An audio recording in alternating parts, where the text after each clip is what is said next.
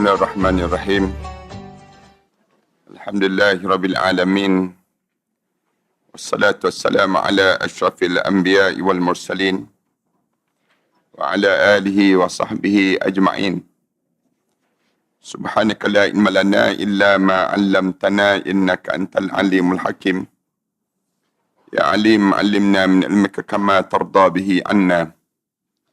Ya halim khalliqna bi khuluqil hilmi وحققنا بحقائق العلم. اللهم علمنا ما جهلنا وذكرنا ما نسينا. اللهم يسر ولا تعسر وتمم بالخير. أما بعد.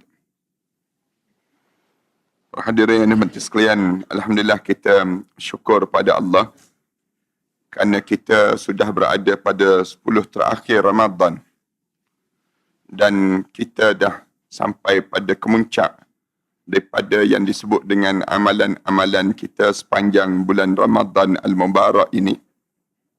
Dan kita, waktu mana kita sampai 10 akhir Ramadan ini, ada 2-3 perkara yang kita jangan terlepas daripada kita dapat pada 10 akhir Ramadan. Yang pertamanya, jemaah sekalian, jangan terlepas malam Lailatul Qadar. Yang ini merupakan di antara perkara yang penting sangat untuk diingatkan pada kita dan keluarga kita supaya kita dapat malam Lailatul Qadar ini. Kerana malam Lailatul Qadar ini berdasar pada hadis-hadis Rasulullah suruh kita cari pada 10 terakhir Ramadan. 10 terakhir Ramadan ni jangan bagi terlepas, maknanya kita jangan tertinggal daripada datang ke masjid, daripada membaca Al-Quran pada tiap-tiap malam, kita bersedekah pada tiap-tiap malam. Kemudian pada masa yang sama juga kita menyambung silaturrahim di kalangan kita untuk kita dapat yang disebut dengan malam Lailatul Qadar. Malam Lailatul Qadar ni khairum min alfi syahr, lebih baik daripada 1000 bulan yang lain. Dan kita pun faham bahawa dapat satu malam saja sama dengan 84 tahun umur kita. Kenapa Allah jadikan Ramadan? Kerana nak bagi peluang pada kita dapat malam Lailatul Qadar. Kerana kita hidup singkat atas dunia ini. Tidak sepanjang usia umat terdahulu kan. Usia umat terdahulu semua Allah jadikan panjang-panjang. Manakala kita pula kita hidup sekejap saja. Umur kita di antara 60 tahun hingga 70 tahun. 60 tahun hingga 70 tahun ni sekejap je. Kita terpaksa, katakanlah umur kita 70 tahun. Kita terpaksa tolak dalam hidup kita 15 tahun yang terawal. 15 tahun kita dah tolak, tinggal lebih kurang 55 tahun. 55 tahun kita tolak lagi. Masa kita borak, masa kita makan, masa kita berjalan. Masa, anda pernah sebutkan jemaah kan, termasuk dengan tidur malam. Tidur malam ni kalau kita tidur setiap hari selama lebih kurang 6 jam hingga 8 jam. Alim ulama kira selama lebih kurang kalau kita hidup 70 tahun, kita sedang tidur selama lebih kurang 20 tahun dalam hidup kita. 20 tahun tu kita sedang tidur baru. Tu baru kira tidur malam baru, tak campur tidur dalam majlis ilmu lagi. Kalau campur dengan tidur dalam majlis ilmu, lagi lama dah kita tidur ini. Masa kita tak ada. Bila masa kita tak ada, kita dapatkan malam Lailatul Qadar. Malam Al-Qadar ini merupakan malam yang bernilai pada diri kita demikian. Yang keduanya, pada 10 akhir Ramadan ni jangan terlepas daripada dapat keampunan Allah. Dapat keampunan Allah. Pada diri kita ni biar kita dapat. 10 terakhir ni, biar kita ni sentiasa mulut kita tak terhenti. Daripada kita sebut, Allahumma innaka afuun karimun tuhibbul afwa fa'fu anna. Ini demikian pada diri kita dalam amalan-amalan yang kita nak kalau boleh sampai kita tertidur. Rabbighfirli, mulut kita ni sebut, wahai Tuhanku, ampunkanlah dosaku ya Allah. Kerana apa dia? Kerana boleh jadi Ramadan ini Ramadan terakhir dah dalam hidup kita. Ramaikan sahabat-sahabat kita yang telah dipanggil oleh Allah sebelum daripada ini, tak sempat pun nak masuk Ramadan. Dan bila mereka dipanggil, kita pun mungkin juga kita ni dipanggil oleh Allah. Bila-bila masa dah kita ni dalam hidup kita untuk dijemput dan dipanggil oleh Allah. Lalu, benda apa yang kita perlu dapat sebelum daripada kita dipanggil menghadap depan Allah ni? Dipanggil keampunan Allah. Jangan kita ni bawa beban. Bila kita tak dapat keampunan Allah, maknanya kita sedang membawa beban. Beban apa yang kita ada? Beban dosa. Dosa-dosa ni satu bebanan. Kalau kita ni ada dosa, lalu kita akan terbeban pada diri kita. Beban ini kita boleh lihat. Orang yang memikul beban macam mana. Kesian kadang-kadang kita tengok orang yang memikul beban. Dalam hidup dia ni, rasa mengah, rasa sedih, rasa demikian juga dalam hidup kita ni ada beban. Beban yang kita tanggung, yang kita tak nampak apa dia dosa. Dosa mata, dosa telinga, dosa. Ni dosa-dosa ni kalau kita tak minta ampun pada Allah, dia akan terbeban sampailah kita menghadap depan Allah nanti. Dua, yang ketiga kita kena dapat yang disebut perubahan sikap. Ulama sebut, dan pada diri kita ni kena ada perubahan sikap dalam hidup. Jangan sama je sikap kita ni. Sebelum daripada ni, kita ni tak betul. Perubahan sikap apa dia? Terhadap 3 perkara. Alim ulama sebutlah, 3 perkara yang kita kena berubah sikap pada diri kita. Yang pertama, keyakinan kita semakin mantap dengan Islam. 10 terakhir ni, semakin kuat kita dengan Islam. Semakin kuat diri kita ni dengan agama Allah. Itu tanda perubahan sikap dalam diri kita. Biar ada, sama ada sikap ataupun attitude kita, ataupun yang disebut dengan cara, gaya kita berfikir, menunjukkan kita ni, akidah kita mantap. Kalau kita ni, dalam hidup kita ni, cara kita bercakap pun macam tak betul saja. Kemudian, dalam hidup kita ni, cara tulis kita, tulisan-tulisan kita dan sebagainya nampak macam tak yakin dengan Islam, lebih yakin dengan selain daripada Islam. Anda sebut banyak kali dah, orang kita yakin, akhir-akhir ni yakin dengan apa dia? Yakin dengan liberal, yakin dengan sekular, yakin dengan yang disebut nasionalis. Dia tak yakin dengan Islam. Ini penyakit yang sedang dideritai di kalangan kita hari ini. Orang kita, dia tak yakin dengan Islam, kita boleh tengok. Hidup dia bercampur aduk. Dalam hidup dia, dosa, pahala, syurga, neraka, dia bercampur aduk dalam hidup. Kenapa dia tak yakin dengan Islam? Orang yang yakin dengan Islam, dia tak berani nak buat maksiat. Tak berani dia nak buat benda yang dilarang oleh Allah. Kenapa dia? Kerana dia yakin dia ni akan menghadap depan Allah dan dia ni akan berjumpa dengan azab kubur. Dia akan berjumpa dengan yang disebut dengan pada mahsyar Allah. Ini dipanggil keyakinan. Yang kedua, dalam hidup kita perubahan apa dia? Di sudut ibadah. Ibadah kita lain sikit. Lepas pada 10 akhir Ramadan ni, kita nampak kelam kabut. Ibadah ni ulama kata ada 2-3 perkara dalam ibadah. Yang pertama dalam ibadah ni apa dia? Terhadap solat. Lebih terjaga solat kita. Dalam bulan Ramadan ni, jaga solat. Kemudian keluar Ramadan nanti pun jaga juga solat dalam hidup kita. Kemudian yang kedua, dalam Al-Quran, hubungan kita dengan Allah. Bacaan Al-Quran kita rajin. Kemudian tadabbur Al-Quran. Kemudian kita memahami kandungan Al-Quran. Jangan jadi orang yang semalam mana mengajar di Masjid Negeri Shah Alam malam, cerita tentang orang yang baca Quran tapi dia gurur, terpedaya dengan Al-Quran. Dia juga, macam mana yang kita baca Al-Quran jadi gurur ini? Orang yang dia berkejaran dalam dia baca Al-Quran. Kira nak suruh cepat dia habis. Dia nak suruh cepat ni, kalau boleh dia khatam dahulu. Khatam dahulu dalam musim-musim sebegini. Yang ni pun satu masalah juga. Nak berkejaran. Untuk khatam ni untuk apa dia? Untuk dapat bunga mangga sedang ceritanya. Kemudian untuk dapat pada dia, nampak dia ni ganjar pada diri dia. Kalau boleh dia awal tersebut, dia berjayalah. Kumpulan dia, grup dia yang berjaya. Dalam kita baca Quran ni, jangan kalut nak suruh cepat habis. Tetapi kita kena ambil pengajaran dan juga pelajaran yang terdapat dalam Al-Quran Karim. Yang kita baca tadi. Baca warattilil Quran tartila. Baca Quran ni cara tartil, cara tersusun. Ini jangan kita bekerja-kerja, jangan. Pastikan pada diri kitanya, bila kita baca tu, kita berhati ayat Al-Quran yang kita baca. Ini sama ada kita baca, ataupun ada juga orang yang terpedaya macam mana. Yang dia tak baca langsung. Tak baca langsung. Orang tanya, kenapa tak baca? Tak boleh baca. Kenapa tak boleh baca? Benak. Dia jawab, kenapa benak? Makan semut banyak sangat. Waktu mana kecil-kecil dahulu, Bukan semutnya dengan kengga-kengga pun dia makan. Yang menyebabkan dia beralasan. Alasan tak boleh. Kalau mati nanti, kita tanya. Kalau menghadap depan Allah nanti, dia pun jawab. Ini saya kalau meninggal dunia nanti, ramai orang tolong baca.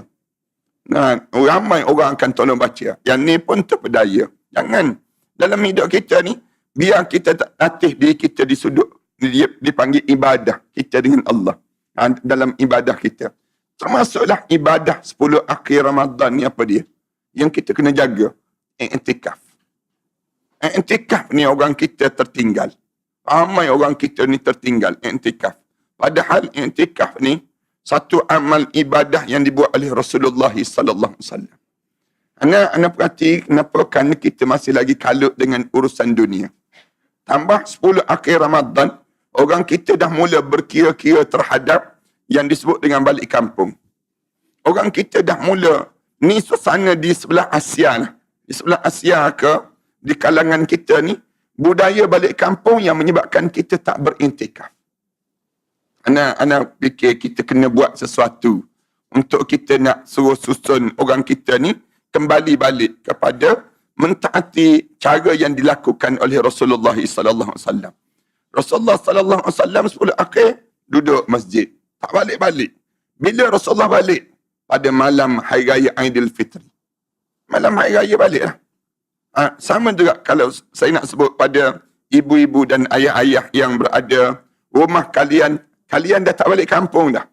Memang kampung pun tak ada dah kita ni. Yang kitanya tinggal kat sini dah. Anak-anak kita je balik kat sini. Misal contoh, anak cadangkan supaya datang kat masjid lah. Duduk dekat masjid yang usia 60 tahun ke atas kan. Yang usia 60 tahun ni, yang tak kerja dah. Kita tak mengajar lah. Kita tak buat kerja lain dah. Lalu kita ambil lah peluang. Ada lagi 2, 3, 4 malam ini untuk kita duduk je di masjid. Duduk je di masjid i'tikaf. Ikut daurah kitab. Kemudian kita bangun tahajud malam. Tidur bangun dekat masjid je. Pada diri kita kalau kita dapat lah. Lagipun kita dah tak pergi kerja pun. Pejabat tak masuk dah. Nak tunggu umur 93 tahun pula baru nak masuk pejabat dia panggil. Lambat lagi lah kita ni nak masuk. Jadi oleh kerana lambat lagi kita nak masuk pejabat ni. Lalu dalam keadaan demikian, kita sekarang ni kitanya duduk jadi masjid. Baca Quran, kemudian angkat tangan, baca doa dan sebagainya. Ini cara pada diri kita dalam hidup kita pada 10 akhir Ramadan. Dan yang akhir sekali, pada diri kita ni perubahan sikap pada akhlak. Yang nak sebut juga ni. Biar akhlak kita berubah. Apa dia? Di antara tanda perubahan akhlak kita ni, banyaknya kita berdoa kepada Allah. Ini tanda kita mula bergantung kepada Allah. Bila hidup kita ni banyak doa pada Allah, tanda kita ada akhlak. Ulama-ulama sebut demikian. Salah satu tanda kita ni ada akhlak, bila kita ni banyak bergantung dan berdoa pada Allah. Bila kita berdoa pada Allah tu, Allah suka dengan hamba-hamba ni. Jangan kita ni malas dalam doa. Setiap urusan kita baca doa. Rasulullah ajar pada kita, ad-doa mukhul ibadah. Doa ni otak pada ibadah. Dalam hidup kita. Orang buat baik pada kita pun kita berdoa. Orang buat jahat pada kita pun kita berdoa. Dalam hidup kita ni doa dua-dua. Yang baik pun kita berdoa. Yang orang melakukan kejahatan pada kita pun kita baca doa juga. Ini cara dalam hidup kita. Dalam diri kita ni, baca doa ni sepanjang masa. Tanda apa dia? Kita hidup bergantung kepada Allah. Yang pertama. Kemudian yang kedua, ulama sebut tanda perubahan akhlak kita apa dia? Kita dah mula tanggalkan dunia daripada jasad kita. Melalui cara apa dia? Melalui cara kita banyak infak. Bersedekah. 10 akhir Ramadan ni bersedekah biar banyak. Tiap kalau boleh, siang hari, malam hari. Siang hari, malam hari. Kita sedekah pada diri kita ni. Bagilah di jalan agama. Nak ajar pada kita ni tidak memiliki harta itu. Tetapi kita ni dianggap untuk menyusun harta yang Allah bagi pada kita. Jangan kita rasa setiap harta itu kita pemiliknya. Jangan. Rasakan harta ini Allah bagi melalui kita untuk disusun. Disusun je. Kita ni, jangan kita sayang pada harta yang menjadi milik orang. Rasulullah ajar demikian. Walaupun duduk dengan kita, akhirnya, kalau kita sayang, harta yang kita sayang ni akan jadi milik orang. Tak ada manfaat. Lebih baiklah kita ni sayang harta yang menjadi milik kita. Macam mana nak suruh jadi pemilik harta tadi? Infak. Infak ni menjadikan diri kita ni orang yang memiliki harta. Atau cara Islam ajar demikian. Kita nampak kita bagi, maka kita tak ada. Tak, sebenarnya yang kita bagi itulah yang milik kita. Manakala yang kita simpan, dia bukan menjadi milik kita. Tetapi dia menjadi milik siapa? Milik orang lain. Ramai mana orang kita kan simpan. Bila dia dah tua dah, kemudian dia tak tahu nak buat apa dah dengan harta tadi. Banyak sangat harta dia. Simpan dalam loker almari misal contohnya. Simpan dengan akhirnya dapat pada SPRM. Tak ada manfaat langsung dipanggil. Kita simpan. Yang menyebabkan dia tak menjadi milik kita. Kita kena simpan menjadi milik kita. Macam mana? Infak. Infak ni menjadi milik kita. Bila kita dapat? Bila di akhirat nanti. Di akhirat nanti kita nampak balik. Kita tak menyesal dalam hidup kita. Bila kita lakukan demikian. Lalu Islam ajar, ni yang ketiga, yang kita kena dapat 10 terakhir. Yang keempat dan yang akhir sekali, pastikan kita dapat syurga Allah. 10 terakhir ni, dapatkan diri kita, keluarga kita, biar nama kita tertulis di pintu-pintu syurga Allah. Saat mana kita keluar daripada bulan Ramadan, nama kita dah gugur daripada pintu neraka Allah. Dan nama kita dah tertulis di pintu syurga Allah. Ini menunjukkan kita berjayalah melalui Ramadan ini. Tapi jangan kita keluar daripada Ramadan ini selagi mana nama kita tidak diyakini kita berada di pintu syurga Allah. Nama tak tertulis. Pintu syurga Allah tak kenal muka kita di akhirat nanti. Maknanya biar kita ni termasuk di kalangan ahli syurga. Bagaimana nak jadi ahli syurga tu panjang cerita lah. Dan walaupun sekalipun anda nak sebut, biar kita ni menjadi diri kita, membentuk diri kita dan keluarga kita sampai kita keluar Ramadan di kalangan orang-orang yang saleh dalam hidup kita. Kita berhenti setakat tu, perbincangan kita tajuk itu, kemudian kita sambung sikit lagi perbincangan kita ini dalam membicarakan tentang mengenai seksa yang terdapat pada orang yang melakukan beberapa amalan-amalan di dunia, tetapi dia terseksa sampai di akhirat nanti.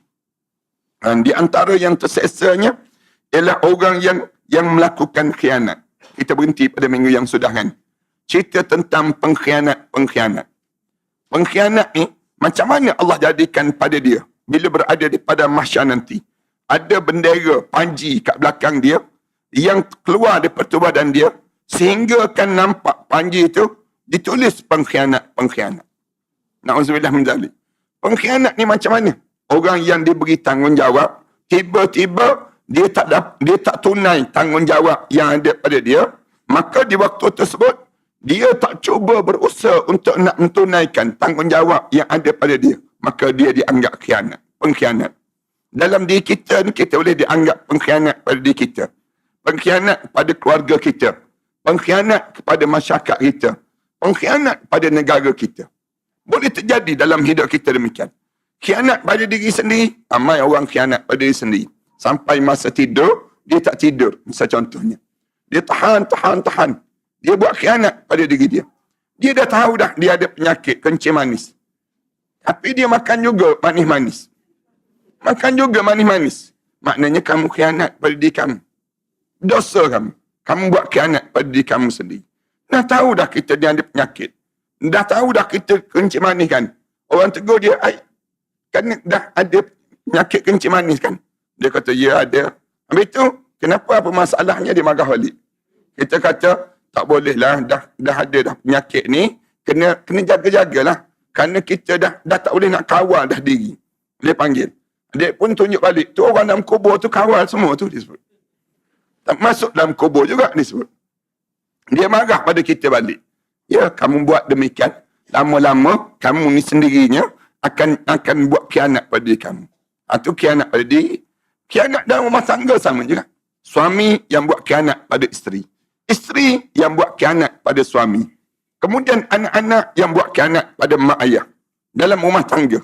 Khianat dipanggil. Sama juga dalam khianat dalam masyarakat. Pemimpin yang buat khianat pada rakyat. Rakyat yang buat khianat kepada harta pemimpin, harta kerajaan. Semua ni dianggap pengkhianat. Yang orang yang buat khianat tadi, dia akan bertanggungjawab di hadapan Allah Subhanahu Wa Taala nanti. Rasulullah bersabda, setiap pengkhianat terdapat panji khianat di punggungnya pada hari kiamat nanti. Dalam hadis Rasulullah sallallahu alaihi wasallam bersabda, apabila seorang yang mempertaruhkan nyawanya kepada orang lain, lalu orang itu membunuhnya, maka diangkat panji khianat bagi orang itu pada hari kiamat nanti. Orang yang dia buat khianat pada saudara-saudara dia lah, maksudnya dia telah membunuh saudara dia. Orang tersebut dia minta supaya, maksudnya orang tu minta perlindungan daripada saudara dia. Tapi bila dia minta perlindungan, dia melindungi tadi, dia bagi tahu pada orang yang lain. Dia bagi tahu pada musuh yang dia lindung tadi. Maksudnya demikian. Orang ni ada berlindung kat rumah saya. Disebut demikian. Kemudian dia buat khianat lah ni. Kawan ni dia datang dengan tujuan nak dapat perlindungan.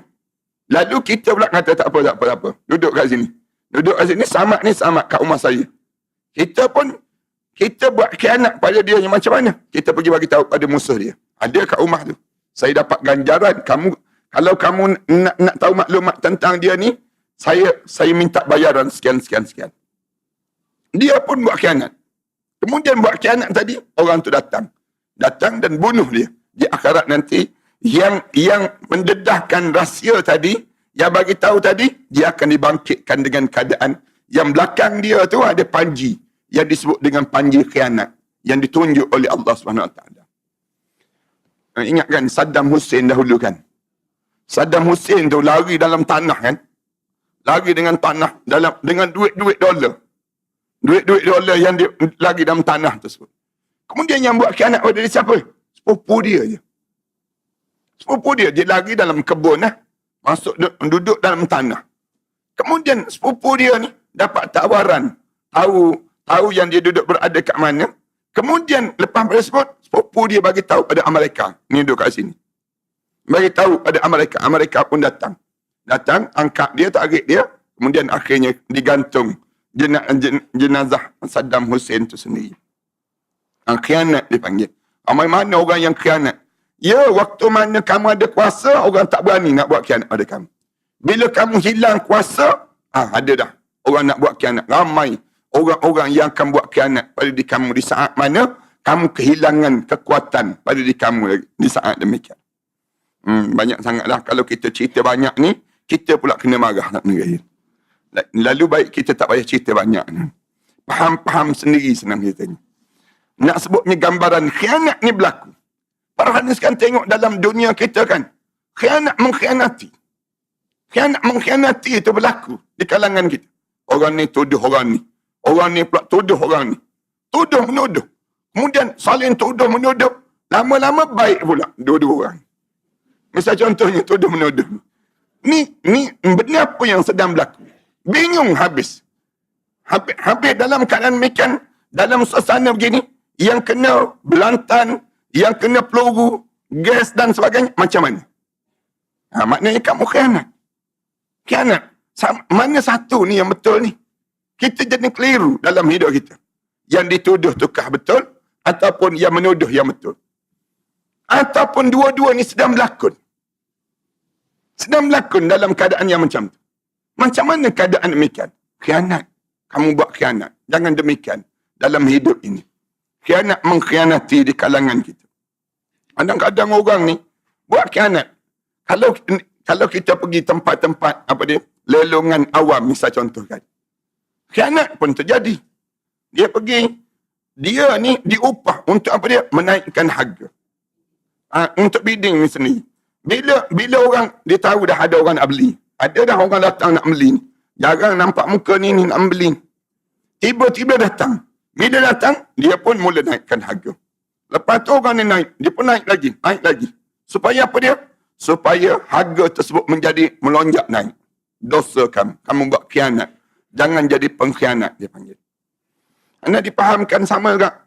orang yang terlibat dengan lelongan ini, kadang-kadang dia tengok je orang tersebut, dia kata, dia jumpa dengan orang yang nak masuk lelongan tadi, dia bagi tahu awal-awal, kamu tak payah masuk ya, boleh tak? Saya bayar je kepada awak.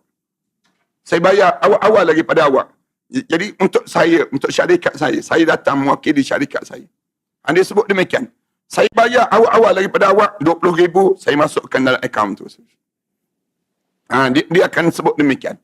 Jadi orang ni yang datang tadi tak masuk dalam pertandingan ni, tapi kadang-kadang dia ambil upah je. Ambil upah apa dia? Upah untuk datang, untuk bid terhadap lelongan tadi. Ini keadaan yang sedang berlaku dalam masyarakat kita. Firman Allah Ta'ala, وَمَا كَانَ لِنَبِيٍّ أَنْ يَغُلْ وَمَنْ يَغْلُلْ يَأْتِ بِمَا غَلَّ يَوْمَ الْقِيَامَةِ ثُمَّ تُوَفَّى كُلُّ نَفْسٍ مَا كَسَبَتْ وَهُمْ لَا يُظْلَمُونَ. Tidak ada seorang Nabi pun yang melakukan khianat. وَمَا كَانَ لِنَبِيٍّ أَنْ يَغُلْ وَمَنْ يَغْلُلْ يَأْتِ بِمَا غَلَّ يَوْمَ الْقِيَامَةِ. Siapa yang melakukan khianat dalam urusan harta rampasan perang itu, maka pada hari kiamat nanti, dia akan bawa datang dengan apa yang dikhianat itu di tengkuk dia. Bawa, nampak terseret je benda yang dia buat khianat tadi. Summat waffa kullu nafsim ma kasabat wa hum la yuzlamun. Kemudian tiap-tiap diri akan diberi pembalasan terhadap apa yang dikerjakan dengan balasan yang setimpal pada mereka tersebut, dan mereka tidak akan dianiayai. Allah Subhanahu Wa Taala cerita demikian. Nak ajar bahawa dalam hidup ini Nabi-Nabi tak pernah menipu. Bila dituduh, Nabi pun ambil juga barang rampasan perang. Ya, bila dapat rampasan perang kan, mata ni terkelip-kelip juga ni. Mata ni kadang-kadang kan tengok barang rampasan perang tu banyak sangat. Bila rampasan itu banyak sangat, kadang-kadang buat khianat. Ada yang buat khianat. Perhatian sekarang ingat ke yang apa dia? Yang kira duit-duit ni kan. Duit-duit di bank dan sebagainya. Ingat ke dia boleh tahan ke tengok duit je? Tak boleh tahan. Anda dia beritahu oleh syarikat yang kira duit ni, Safeguard Syukuriko ni. Dia kata sorok ni. Sorok dalam rambut ni ada. Sorok dalam apa dia? Baju dalam ada. Sorok dalam seluar pun ada. Bila kira duit, tengok kira tu, ambil selai dia. Ambil satu je, misal contoh. Satu. Lepas tu, kemudian masukkan dalam tu badan. Dia boleh buat benda demikian. Bila buat demikian, nak sebutnya, tak tahan dengan ujian-ujian tersebut. Ayah nak melalui saat begitu. Kalau tidak, barang-barang rampasan letak dekat dengan penjaga, misal contoh. Letak dalam lokap polis. Tengok hilang dalam lokap polis. Siapa yang hilangkan barang tersebut? Nak sebutnya sampai tahap demikian. Nak kata polis yang tangkap. nak sebut siapa yang hilang. Nak kata toyo tak pernah nampak. Yang menyebabkan maknanya khianat berlaku. Berlakunya khianat ni tak habis-habis. Benda-benda yang sedemikian rupa. Kita pergi kadang-kadang kan, kita ni kira percayalah, bawa kereta, hantar ke bengkel misal contoh. Tak, bengkel kata, ni kena ambil 2-3 hari ni, baru boleh siap. Dia sebut demikian. Kita pun tinggal 2-3 hari.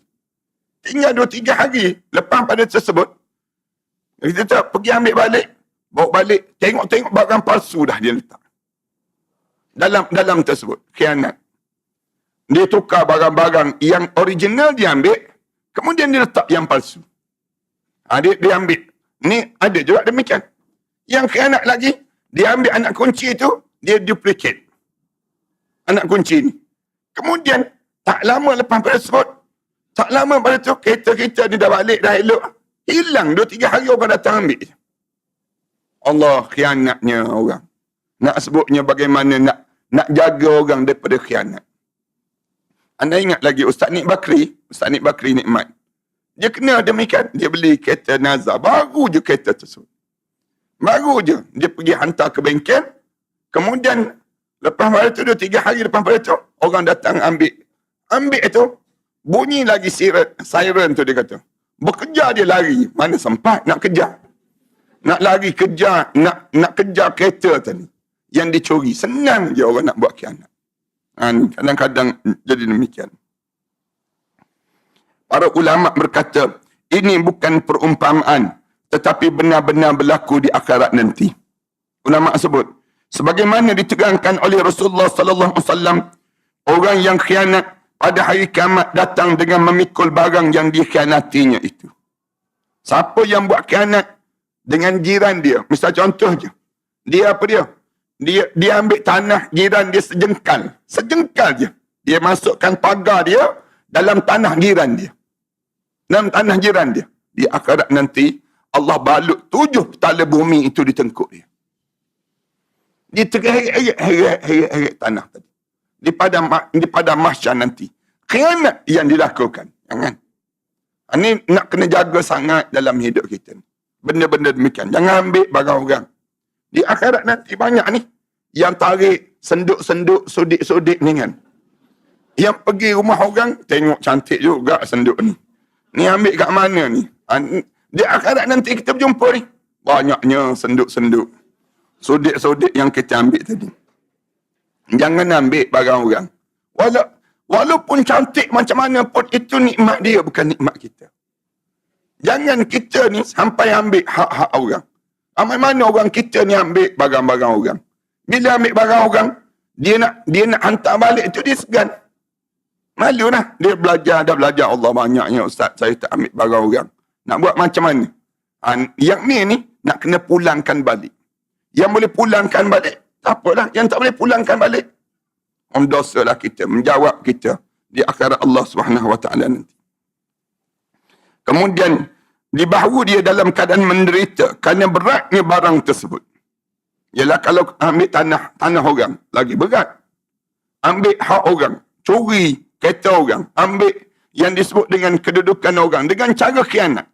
Bila buat khianat tadi, serta kuatnya suara yang mengerikan, sambil mencela perbuatannya, sehingga orang mengetahuinya. Sambil dia sumpah sana, aku bodoh lah, aku pergi buat macam ni. Orang pun tahu, bodoh sungguh dia. Orang nampak gaya dia dalam keadaan sedemikian rupa. Demikian juga dengan mereka yang tidak membayar zakat hartanya, sebagaimana diterangkan oleh hadis sahih. Baru dia nak cerita tentang mengenai zakat. Seksa orang yang tak keluarkan zakat. Abu Hamid berkata, dia sebut, Abu Hamid ni Imam Ghazali. Imam Ghazali ya. Di akhirat orang yang tidak membayar zakat, unta memikul unta di atas bahunya. Tidak membayar zakat unta, dia memikul unta di atas bahunya. Siapa yang ada unta, yang dibela unta. Yang ni Anas sendirinya sebut termasuk dengan orang banyak kenderaan. Orang yang banyak kenderaan kan. Kenderaan tu banyak sangat. Kereta kita disampai 5 buah, 6 buah. Ada zakat tu, ada zakat. Jangan sampai kita ni simpan. Yang kita naik sebuah je. Yang lain tu nak jadi pameran je. Nak buat pameran, nak tunjuk kita ni tamaknya kita dalam hidup kita. Bayar zakat. Zakat kenderaan. Zakat kenderaan ni pun kena ada juga. Kalau unta tu pun kena. Kenderaan kita yang banyak lagi kena. Kan orang sampai peringkat, kalau kita tengok orang yang kaya-kaya, Allah bagi rezeki pada dia banyak, sampai ada gedung letak kereta dia. Ada gudang. Yang sampai peringkat gudang tu, derek je kereta dia. Kita tengok yang ditayangkan orang-orang tertentu lah. Nak sebutnya sampai kekayaan, sampai tahap demikian. Unta itu, di akhirat nanti, dia akan pikul kenderaan itu. Termasuk dengan unta. Unta sama juga. Unta itu menjadi berat, laksana gunung besar, serta berbunyi kuat, seperti bunyi petir. Dengarnya, kuatnya berdengkur tersebut, unta tadi. Yang ni pun sama jugalah. Kenderaan dia. Kemudian orang tidak membayar zakat lembu di akhirat, memikul lembu di atas bahu dia. Lembu itu menjadi berat laksana gunung besar, serta berbunyi kuat seperti bunyi petir juga. Samalah. Kenderaan jenis jenama apa, senang ceritanya. Kalau Mercedes, bawa Mercedes lah dia. BMW lah dia. Kenderaan apa dia? Kerek je. Atas belakang dia. Allah, di atas dunia ni pun tak larat dah. Bayangkan di akhirat nanti macam mana. Bunyi pula, enjin dia tu bunyi macam bunyi petir. Orang yang tidak membayar zakat kambing. Yang banyak sangat kereta kancil kat rumah ni senang dia. Banyak sangat pada dia. Kambing di akhirat memikul kambing di atas bahu dia. Kendaan-kendaan yang dia ada tadi. Ni anak nak sebut bagaimana kita ni berlebih-lebih dalam hidup sampai tahap demikian. Kambing itu menjadi berat, laksana gunung besar, serta berbunyi kuat seperti bunyi petir. Orang yang tidak membayar zakat tanaman akan memikul tanaman di atas bahu-bahunya. Dia akan pikul tanaman dia. Siapa ni? Yang banyak tanah, luas tanah. Tanah ada tapi dia sendirinya tak tahu tanah dia kat mana. Banyak sangat. Ada orang yang jenis demikian. Kemudian sedangkan orang yang tidak membayar zakat hartanya di akhirat, harta-harta yang dia ada, maka harta itu datang kepadanya dalam bentuk ular. Ular yang nama dia Syuja' al-Aqra. Syuja'ul Aqra. Ular ni botak kepala. Botak kepala, iaitu seekor ular yang kepalanya tidak mempunyai bulu. Maknanya botak kepala dia. Kemudian maksudnya kulit kepalanya terkelupas kerana racunnya terlampau banyak sangat. Ular tersebut mempunyai 2 bintik pada matanya. 2 bintik pada matanya.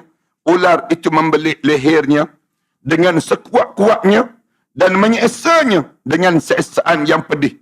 Semua menjerit kesakitan dan malaikat berkata pada mereka, itulah yang kamu semua bakhilkan ketika di dunia kerana terlampau cinta kepada dunianya dan tidak mahu memberikan sebahagian pada orang lain.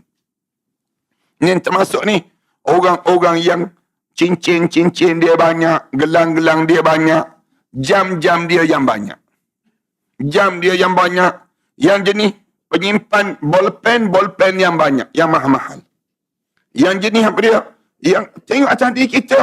Kita ni simpan apa dia? Barang-barang yang mewah, yang banyak sangat. Ni kita jawab depan Allah nanti. Termasuk dengan kerongsang-kerongsang mahal ni panggil. Maknanya semua menjawab di hadapan Allah nanti. Kan lepas pada ni semua pakat jual tak kena gaya ni. Termasuk dengan handbag. Handbag pun jangan tertinggal. Kecuali handbag Ajinomoto saja. Yang jenis Ajinomoto memang tak kena dia panggil. Beg plastik merah tu kan. Yang Ajinomoto zaman-zaman dahulu. Allah Ta'ala berfirman, وَلَا يَحْسَبَنَّ الَّذِينَ يَبْخَلُونَ بِمَا آتَاهُمُ اللَّهُ مِنْ فَضْلِهِ هُوَ خَيْرًا لَهُمْ بَلْ هُوَ شَرٌّ لَهُمْ سَيُطَوَّقُونَ مَا بَخِلُوا بِهِ يَوْمَ الْقِيَامَةِ وَلِلَّهِ مِيرَاثُ السَّمَاوَاتِ وَالْأَرْضِ وَاللَّهُ بِمَا تَعْمَلُونَ خَبِيرٌ. Jangan kamu sangka orang yang membakhilkan dengan apa yang dikurniakan oleh Allah kepada dia satu kelebihan padanya. Kamu jangan ingat orang kaya yang kedekut tu satu keuntungan dalam hidup dia. Jangan kamu sangka orang yang kaya, kadang-kadang kamu tengok dia kan, rumah dia besar, mewah, kemudian pagar dia tinggi, kemudian dia tulis pula depan pintu pagar tu, awas anjing garang, misalnya contohnya. Nak sebutnya, itu satu kelebihan dalam hidup dia. Tak. Bukan itu satu kelebihan pada dia. Huwa khairan lahum. Yang kamu ingat terbaik untuk dia. Bal huwa syarrul lahum. Bahkan itu satu keburukan dalam hidupnya. Allah ajar pada dia. Kamu kena ingat, kalau ada orang yang kamu tengok, kamu rasa kagum dengan apa yang dia miliki itu bukannya satu kebaikan. Tetapi itu syarrul lahum. Keburukan untuk dia. Buruk untuk dalam hidup dia. Bahkan Allah kata, sayutawwaquna ma bakhilu bihi yaumal qiyamah. Di akhirat nanti akan dibelit di tengkuk dia dengan apa yang dia bakhil itu dia hari kiamat nanti. Benda apa yang kita bakhil? Kita tanya ustaz, bakhil macam mana bakhil tersebut? Kita tak gunakan untuk kerja agama. Rezeki yang Allah bagi pada kita ni, jangan kita fikir untuk diri kita, jangan. Anda biasa sebutkan, setiap rezeki yang Allah bagi ni, Allah bagi melalui kita saja untuk digunakan untuk agama. Allah lalukan saja melalui kita. Bila kita ni, kita sampai pada kita simpan. Kita simpan. Kita simpan tu, kita ingat kebagus ke untuk diri kita? Tak. Allah kata, yang kamu simpan tu, di akhirat nanti kamu akan dibeli badan kamu. Kamu tak manfaatkan. Sama ada rumah kamu, kemudian sama ada apa dia, tanah kamu, sama ada kenderaan kamu, segala benda yang kamu ada tu, sayutawwaquna ma baqilu bihi yaumal qiyamah. Di akhirat nanti, dibelit, ditengkuk dia ni, dengan apa yang dibakil itu untuk di jalan agama ini di hari kiamat nanti. Walillahi mirasus samawati wal ard. Allah lah pemilik segala kekayaan di langit dan juga bumi. Allah bagi ujian kan. Yang ni yang jadi masalah dalam hidup kita. Allah bagi ujian kesenangan. Jauh lebih bahaya daripada diuji dengan ujian kesusahan. Bila kita susah, lagi senang kita sebut nama Allah. Tapi bila kita senang, susahnya kita nak sebut nama Allah. Ramai mana orang kita ni, bila dia diuji dengan ujian susah, dia cari terus, ustaz, boleh tak semuanya hajat disebut? Kalau dia senang, dia boleh dia buat demikian. Payah. Susah di kalangan kita nak ingat pada Allah di saat mana kita senang dalam taat pada Allah. Wallahu bima ta'maluna khabir. Allah tahu perangai apa yang kamu lakukan sepanjang kamu hidup di atas dunia ini. Allah tahu segala apa yang kamu kerjakan. Seksaan bagi orang yang tidak membayar zakat ini juga ditimpakan pada orang yang khianat. Sama je. Yang khianat tadi, sebagaimana orang tak bayar zakat, ulama-ulama sebut sama dengan pengkhianat. Pengkhianat sama dengan orang yang tak bayar zakat. Senang ceritanya. Allah Ta'ala menjadikan hukuman ini menurut hukuman yang berlaku dalam kalangan manusia di dunia. Waktu mana di dunia? Rasulullah SAW bersabda, Umrul Qais, seorang penyair terkenal pada zaman jahiliyah yang terkenal dengan syair-syair yang keji, menjadi pemegang panji para penyair pada hari kiamat dan menuntun mereka ke neraka Allah SWT.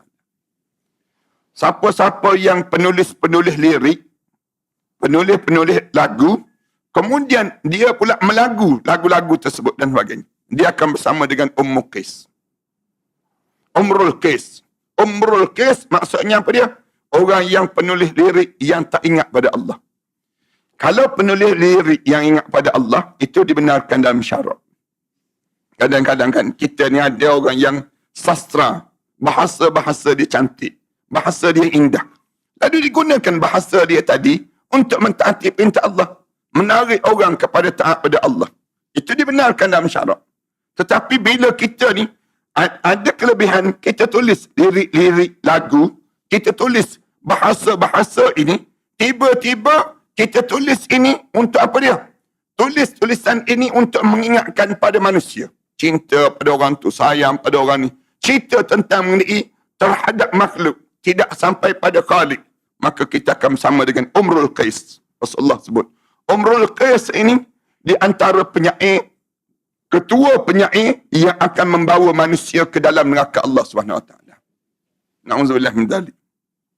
Jaga-jagalah siapa-siapa yang nak karaoke tu, misal contohnya yang nak menyanyi dan sebagainya, dia boleh menyanyi supaya ingat pada Allah, dibenarkan. Tapi jangan sampai peringkat kita menyanyi mengingatkan kita kepada kehidupan yang lara dan leka kepada Allah SWT.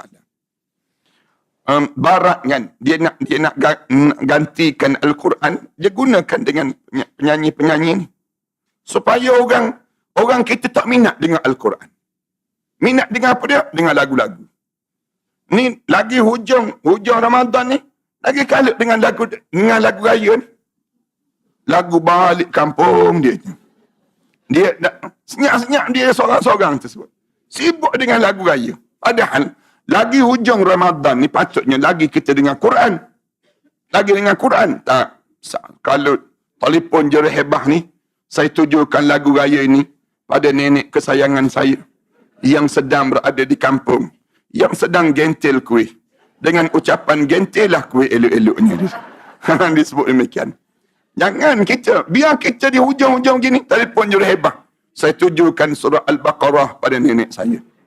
Saya tujukan surah Al-Munafiqun pada ayah saya. Biar terkencing Jerih Hebah mendengarnya. Tahu lah tu orang Masjid Al-Falah lah tu senang kita. Senang kita. Ni tak kita dihabis masa kita dengan benda-benda yang entah apa-apa dalam hidup kita. Melalui hadis ini jelas bahawa orang yang menguasai sesuatu yang baik dan buruk dan terkenal dalam bidang itu, dia akan memegang panji sesuatu pada hari kiamat sehingga dia dikenali oleh semua makhluk. Maksudnya apa dia? Hidup kita atas dunia ni, jadilah orang yang membuat baik. Jangan kita jadi orang yang buat jahat. Kalau kita ni jadi orang yang buat jahat, kitalah yang akan pegang panji kejahatan itu sehingga dikenali oleh seluruh makhluk di padang mahsyar Allah terhadap kejahatan yang kita memulakan itu. Satu Rasulullah kata, man sanna hasanatan, siapa-siapa yang dia memulakan sunnah yang baik, amalan yang baik, dia akan dapat pahala berterusan orang ni sampailah amalan baik itu dihapuskan. Sesiapa yang memulakan amalan yang jahat, kemudian dia akan dapat dosa itu berterusan sampailah dosa itu dipadamkan. Siapa yang mula-mula cadangkan buat kuliah pada pagi Jumaat dekat sini misal contoh, dia yang mulakan cadangkan kita buat gini, dia dapat pahala. Selagi mana kuliah ni ada, dia dapat pahala. Dia panggil demikian. Walaupun dia dah meninggal dunia. Tak percaya, cuba menanti. Nak tahu ada kita ada pahala ni. Kemudian kita hidupkan amalan ini. Para hadirin sekalian, hidupkan. Semua dapat pahala. Ini sampailah kita tak ada lagi. Majlis kelas ilmu ni dah berakhir. Habis pahala. Siapa yang memulakan untuk cadangkan kilang arak di Shah Alam itu misal contoh. Kilang arak di tepi Federal Highway itu misal contohnya. Siapa yang cadangkan dekat situ, dia akan dapat dosa setiap tegukan orang teguk arak tersebut. Dia akan dapat dosa. Dosa orang hidang, dosa akan sampai pada dia. Sampailah kilang itu habis. Panci tadi dia akan pegang. Siapa yang memulakan yang baik, diikuti dengan cara yang baik, berterusan. Dalam hidup kita. Kalaulah kita ni, kita memulakan benda yang tak baik, kemudian diikuti oleh orang lain, dia akan berterusan.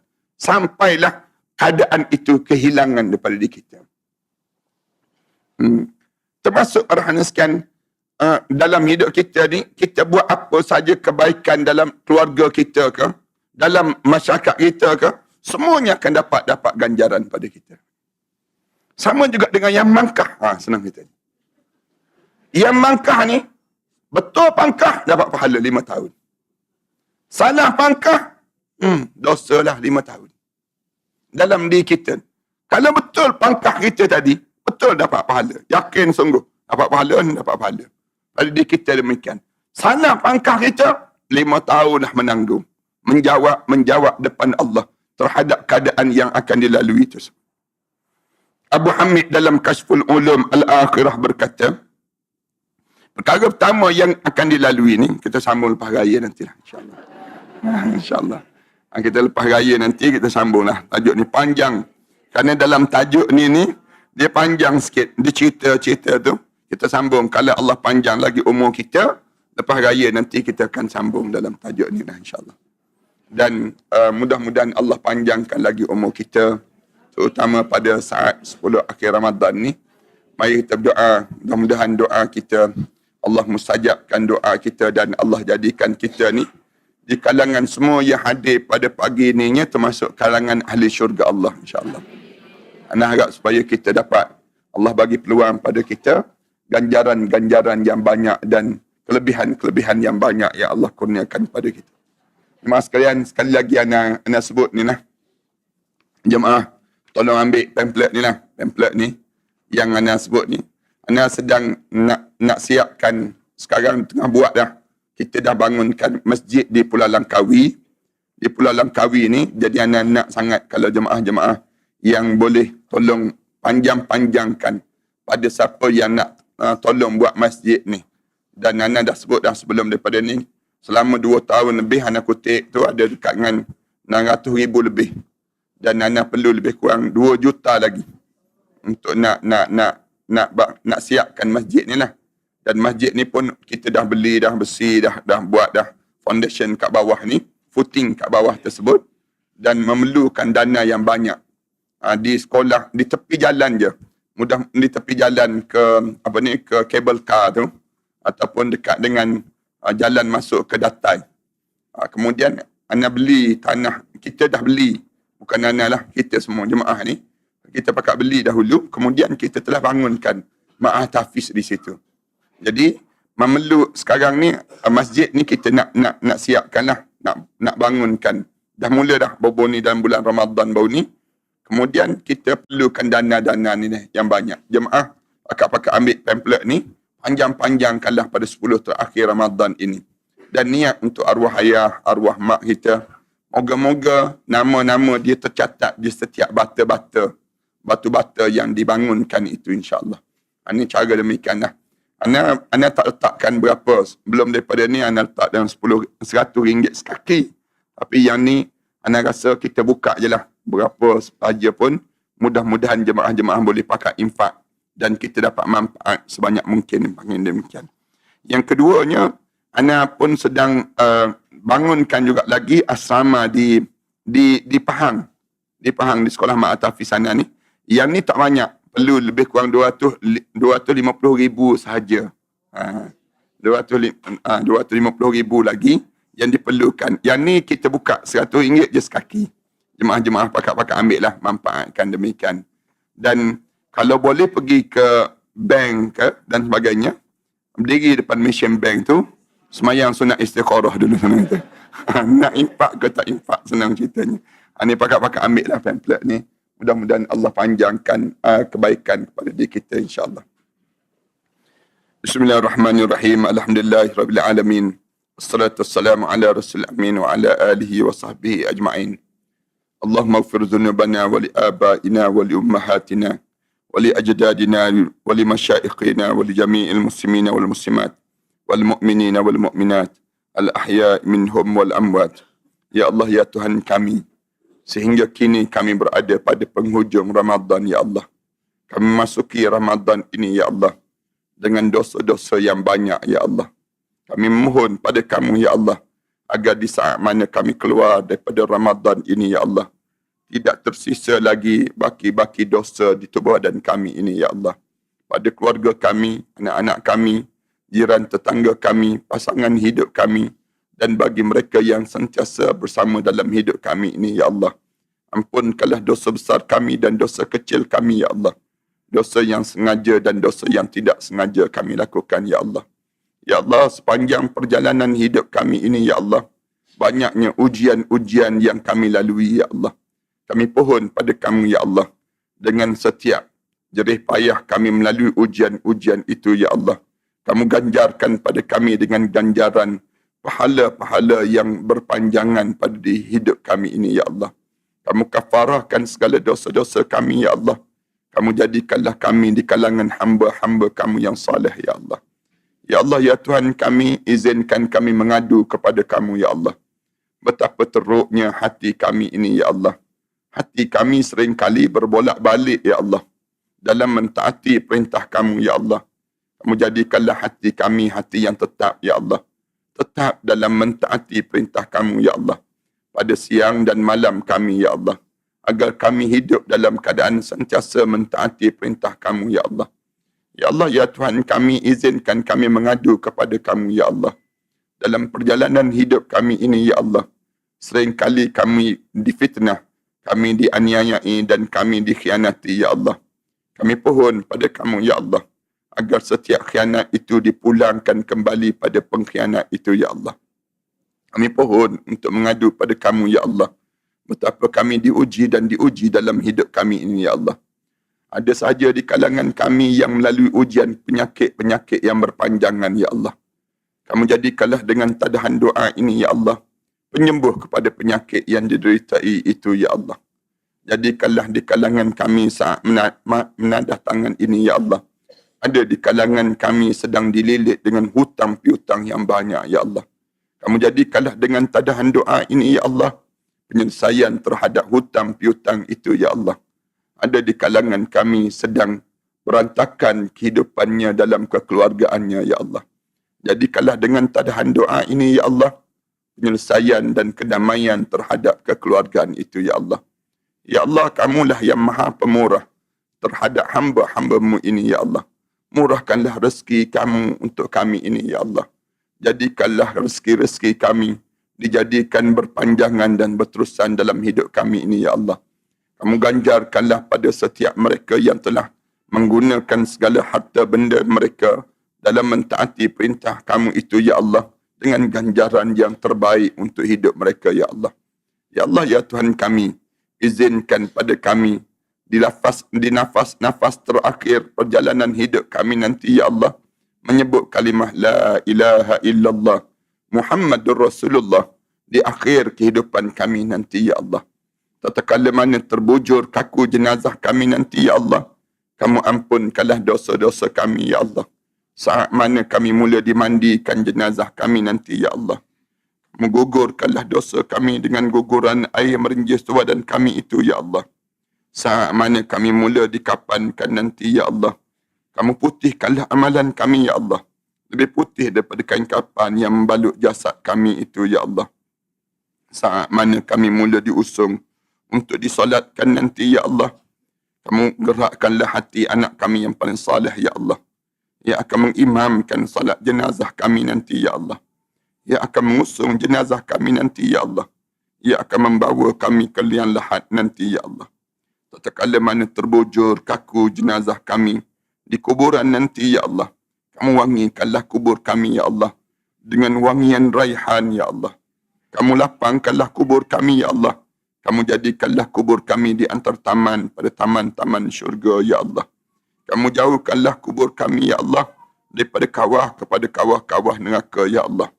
Ya Allah, di malam pertama kami di barzah nanti, ya Allah, kamu ketemukanlah kami dengan arwah ayah kami yang telah meninggal dunia sebelum daripada kami di Illiyin, ya Allah. Ketemukanlah dengan arwah pasangan hidup kami, ya Allah, dengan anak-anak kami yang telah meninggal dunia sebelum daripada kami ini, ya Allah. Dengan ibu bapa kami yang telah meninggal dunia sebelum daripada kami ini di Illiyin, ya Allah. Ramadan ini, ya Allah, kerinduan itu datang lagi bertandang di hati kami, ya Allah. Rindu saat kami membesar bersama dengan mereka, ya Allah. Rindu saat kami tertidur di atas ribaan arwah ayah kami dahulu, ya Allah. Rindu saat tangannya menyuap ke bibir kami dahulu, ya Allah.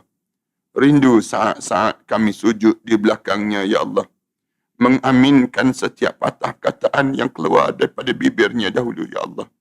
Rindu saat bacaan ayat-ayat suci kami, ya Allah, lalu ditegur oleh arwah ayah kami dahulu, ya Allah. Rindu saat kami berpimpinan tangan untuk datang untuk solat berhari raya bersama dengannya, ya Allah. Sayangnya, ya Allah, kerinduan itu tiada lagi, ya Allah. Tiada lagi saat ini, ya Allah, kecuali dengan tadahan doa ini. Kami mengharapkan kubur-kubur mereka menjadi taman pada taman-taman syurga, ya Allah. Jangan kamu jadikan kuburnya di antara kawah pada kawah-kawah neraka, ya Allah. Kami tahu, ya Allah, ibu bapa kami, anak-anak kami, pasangan hidup kami dahulu datang pada kamu dengan dosa-dosa yang banyak, ya Allah. Kamu jadikanlah rimbunan kasih dan sayang kamu, ya Allah, menjadikan keampunan terhadap dosa-dosa yang mereka datang pada kamu itu, ya Allah. Kamu jadikanlah doa ini, ya Allah, di antara doa-doa yang tidak ditolak di sisi kamu, ya Allah. Ampunkanlah dosa kami terhadap kedua ibu bapa kami, ya Allah. Khususnya dosa kami terhadap ibu kami, ya Allah. Seketika dahulu, ya Allah, kami mengakui kami pernah bercakap kasar di hadapan ibu kami, ya Allah. Kami pernah menengking kata-kata ibu kami, ya Allah. Kami pernah meninggikan suara di hadapan ibu kami, ya Allah. Kami pernah menghempaskan pintu, ya Allah. Saat mana nama kami dipanggil dan dipanggil oleh ibu kami, ya Allah. Kami pernah melihat air mata ibu kami mengalir lesu di pipinya, ya Allah. Terdiam kaku ibu kami, ya Allah, melihat tingkah laku kami, ya Allah. Ampunkan dosa kami di kala itu, ya Allah. Kami tidak sengaja melukakan hatinya dahulu, ya Allah. Ampunkanlah dosa kami di kala itu, ya Allah. Kami tahu ibu kami menyayangi kami, ya Allah. dalam kegelapan malam itu, ya Allah. Ibu kami memeluk kami dengan penuh kasih sayang, ya Allah. Saat tidur yang panjang itu, ya Allah, ibu kami memeluk kami dan mencium pipi kanan dan kiri kami, ya Allah. Saat mana kami kesedihan, ya Allah, ibu kami memeluk kami, memujuk hati kami, ya Allah. Saat mana kami dalam keadaan demam, ya Allah, dan sakit, ya Allah, ibu kami turut demam dan sakit bersama sakitnya kami, ya Allah. Saat mana kami membesar, menghabiskan pengajian kami, ya Allah, ibu kami berhutang keliling pinggang, ya Allah, untuk membesarkan kami, ya Allah. Ibu kami, ya Allah, saat mana kami melangsungkan perkahwinan, ya Allah, tersenyum indah terukir di wajahnya, ya Allah. Suka dan gembiranya melihat perkahwinan kami, ya Allah. Di saat mana hatinya dalam keadaan kesunyian, tiadanya kami dalam kehidupannya saat itu, ya Allah. Ya Allah, ya Tuhan kami, ampunkanlah dosa kami terhadap kedua bapa kami itu, ya Allah. Kerana dosa-dosa itukah, ya Allah, yang menyebabkan kamu berpaling daripada rahmat kamu untuk kami pula, ya Allah. Kerana dosa-dosa itukah pula, ya Allah, yang menyebabkan hati kami pula menjadi keras, ya Allah. Kerana dosa-dosa itukah pula, ya Allah, yang menyebabkan anak-anak kami pula saat ini, ya Allah, menengking-nengking kata-kata kami, ya Allah, memalingkan wajahnya daripada kami pula, ya Allah. Kerana dosa-dosa itukah pula, ya Allah, yang menyebabkan hidup kami seringkali berantakan, ya Allah. Kerana dosa-dosa itukah pula, ya Allah, hati kami menjadi keras, ya Allah. Ya Allah, seburuk mana pun kami, ya Allah, sekeji mana pun kami, ya Allah, segunung mana pun dosa yang pernah kami lakukan di dunia ini, ya Allah, pandanglah kami dengan pandangan rahmat kamu, ya Allah. Pandanglah kami dengan pandangan rahmat kamu, ya Allah. Pandanglah kami dengan pandangan rahmat kamu, ya Allah. Pada siapa lagi kami mampu mengadu doa ini, ya Allah, kecuali kepada kamulah yang mendengar doa-doa hamba-Mu ini, ya Allah. Ya Allah, ya Tuhan kami, bangkitlah kami di akhirat nanti, ya Allah, bersama dengan para nabi dan para awliya salihin, ya Allah. Sewaktu mana melayangnya suratan amalan manusia nanti, ya Allah, terimalah suratan amalan kami sebelah tangan kanan, ya Allah. Jangan kamu terima suratan amalan kami sebelah tangan kiri, ya Allah. Senangkanlah kami melalui titian sirat nanti, ya Allah. Masukkanlah kami ke dalam syurga Firdaus kamu, ya Allah, bersama dengan para nabi dan para awliya salihin, ya Allah. Ya Allah, ya Tuhan kami, izinkan kami bersimpuh di sisi Nabi kami Muhammad sallallahu alaihi wasallam, mencium jari jemarinya, ya Allah, mengucup dahinya, ya Allah, memeluk tubuh badannya, ya Allah. Izinkan kepala ini diletakkan di atas ribaan Nabi kami Muhammad sallallahu alaihi wasallam, sambil melihat wajah kamu di dalam syurga Firdaus nanti, ya Allah. Rabbana alaika tawakkalna wa ilaika anabna wa ilaikal masir. Ya Allah, ya Tuhan kami, hidup dan matikanlah kami dengan Islam, ya Allah. Jangan kamu biarkan Islam ini tertanggal daripada jasad kami, ya Allah. Kamu kasih dan sayanglah pada kami ini, ya Allah. Kamu kurniakanlah kebaikan-kebaikan dalam perjalanan hidup kami ini, ya Allah. Rabbana atina fid dunya hasanah wa fil akhirati hasanah wa qina adzaban nar. Sallallahu ala Muhammad wa ala alihi wa sahbihi wa sallam. Alhamdulillah rabbil alamin.